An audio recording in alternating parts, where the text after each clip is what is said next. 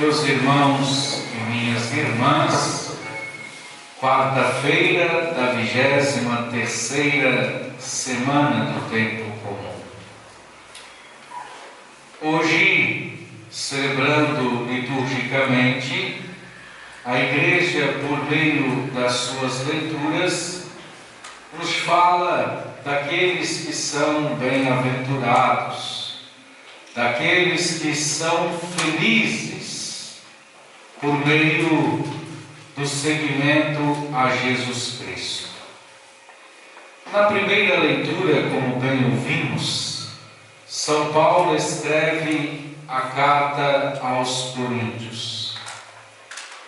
E para aquela comunidade, Paulo está falando a respeito do tempo que é abreviado e que nós não podemos perder tempo, porque a missão da igreja é evangelizar e nós não podemos perder tempo, e a igreja precisa fazer o seu papel, exercer a sua missão, que é evangelizar.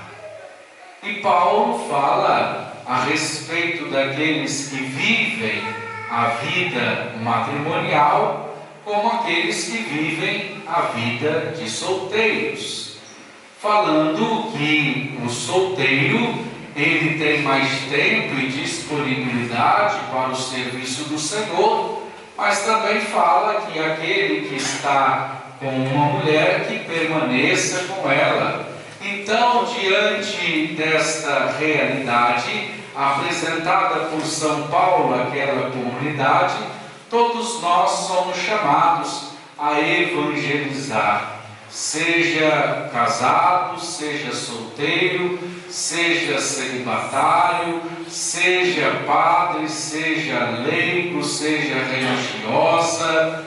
Cada um de nós é chamado a evangelizar. Fazemos parte das nossas famílias, e a família hoje é um grande instrumental para que possamos assim dar a essa educação da fé para essas futuras gerações a respeito daquilo que é a igreja, da mensagem de Jesus Cristo, da vida que Ele deseja para cada um de nós. Então, uma catequese que inicia no ambiente familiar e que vai para a vida da igreja, que é a comunidade dos filhos e filhas de Deus, para que assim se prolongue esse ensinamento da fé à criança, fazendo com que cada criança se prepare não só para receber o sacramento em si, mas para, em primeiro lugar, aprender a seguir Jesus. Como todos nós que, graças a Deus, aqui estamos, aprendemos com a nossa caminhada de fé o que é seguir Jesus, o que é dar testemunho de Cristo, o que é viver da sua palavra, do seu ensinamento, e assim, dando testemunho daquilo que acreditamos, podemos fazer com que os nossos ambientes sejam eles restaurados, renovados, a partir de novas ações que nós temos. E graças a Deus, aos casais, às famílias, na igreja temos pastorais dedicadas a eles, que muito contribuem para a evangelização de outras famílias. O encontro de casais com Cristo, a pastoral familiar, são todas realidades assim que ajudam a evangelizar as famílias. E evangelizar, como bem sabemos, é preciso em nossos tempos.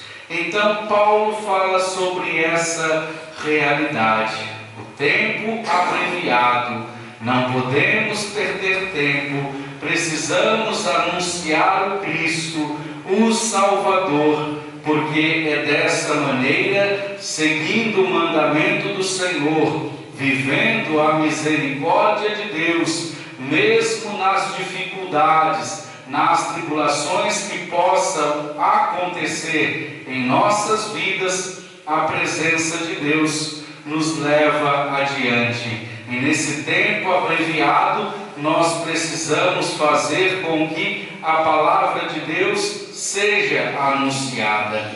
E Paulo fala sobre isso.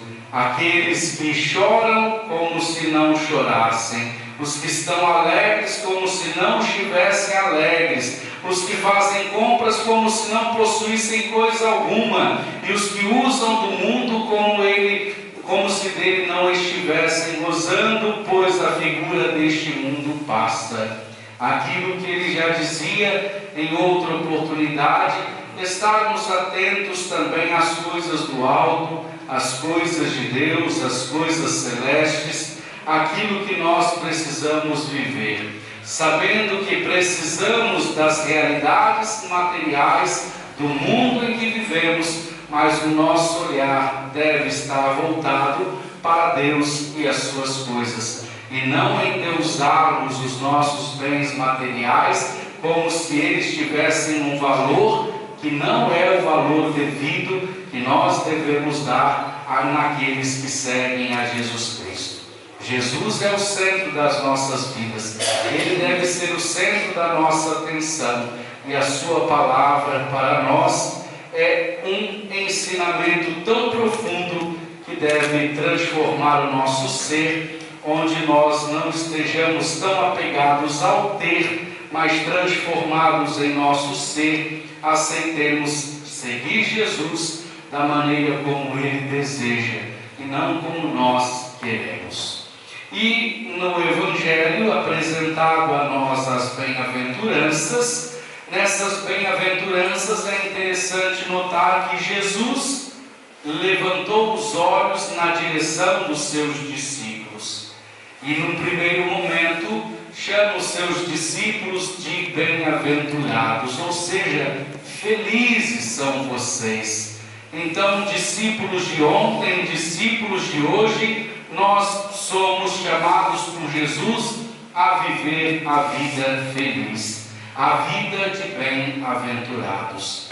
Então ele diz: bem-aventurados vós os pobres, porque vosso é o reino de Deus. Bem-aventurados vós que agora tendes fome, porque sereis saciados. Bem-aventurado vós que agora chorais, porque havereis de rir. Então, falamos sim dos bens materiais, daqueles que não têm o mínimo necessário para a sua sobrevivência, mas podemos também, segundo a liturgia da igreja, falar desses pobres como aqueles que não estão na dependência total de Deus, como muitos pobres estão na dependência da nossa colaboração, da nossa ajuda, do nosso cuidado, para que possam se alimentar em seu dia a dia. Mas também podemos falar do pobre no sentido da dependência a Deus. Felizes sois vós, dependentes de Deus, porque o reino de Deus é de vocês. Bem-aventurados vós que agora tendes fome. Fala daquele que sente fome, daquele que sente sede, e Jesus se coloca na pessoa desses irmãos e irmãs e diz que toda vez que fizer isso ao menor dos meus irmãos, foi a mim mesmo que o fizeste. Mas também podemos falar de uma fome de Deus, sede de Deus, da sua palavra, do seu ensinamento, para que assim sejamos também felizes. Felizes nós que temos sede e fome de Deus, porque seremos saciados. Nós que buscamos a Deus, Ele também vem ao nosso encontro e não nos deixa desamparados.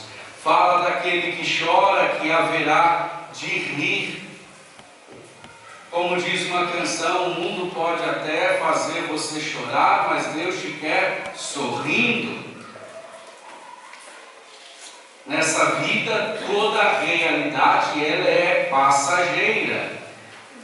Então, se nesse momento estamos tristes, a tristeza do nosso coração vai passar e haveremos novamente de sorrir, nos alegrar, porque nós não estamos sozinhos. Temos o nosso Deus e temos um monte de gente que caminha conosco como irmãos e irmãs de fé, irmãos e irmãs de caminhada.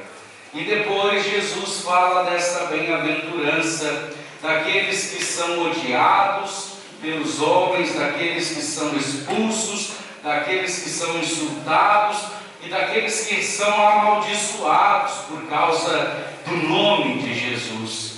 Por mais difícil que seja aceitar estas realidades, de ser odiado por alguém, de ser expulso de ambiente por alguém, de ser insultado por alguém ou amaldiçoado porque somos cristãos, por mais difícil que seja essa realidade e incompreensível para nós, Jesus diz: alegrai-vos nesse dia e exultai, porque será grande a vossa recompensa no céu.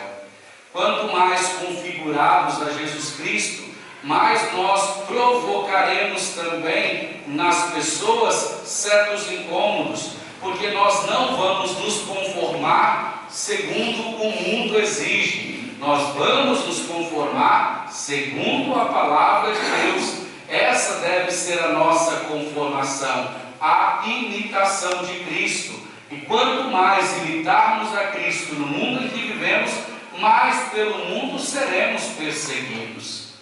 Não podemos deixar de dizer que se no Brasil não há esse tipo de perseguição aos cristãos, quantos são os cristãos mundo afora perdendo as suas vidas para o mundo, mas ganhando para Deus? Porque quem perder a sua vida por causa do meu nome, a encontrará, a ganhará, diz o Senhor Jesus. E nós vemos aí na Nicarágua um bispo e 7 padres presos por causa da fé em Jesus Cristo, uma perseguição religiosa. Então, meus irmãos e minhas irmãs, diz o Senhor: alegrai-vos nesse dia, porque a vossa recompensa virá no céu. Não vai ser nessa realidade, mas será a do céu, e é a que deve nos importar. Nós sabemos que a nossa vida aqui é passageira. Para que querer recompensa nesse mundo? É interessante ter a recompensa de estar junto de Deus na eternidade, quando essa vida terrena cessar. Diante de Deus encontramos o nosso repouso, o nosso consolo e a nossa vida sem fim. E pelo contrário, Jesus aqui faz críticas. Ai de vós, ricos, ai de vós que agora tendes fartura, ai de vós que agora ri, porque terá luto e lágrimas, e por aí vai. O rico, aquele que é cheio de si mesmo, que acha que não precisa de ninguém, acha que não precisa de Deus, aquele que endeusa a sua fartura, coloca a sua confiança na fartura que tem e não se preocupa com a realidade ao seu redor. Aqueles que debocham do tempo em que vivemos, num tempo difícil, num tempo crítico, e nós precisamos, como cristãos que nós somos, não cruzar os braços e ver as situações acontecerem.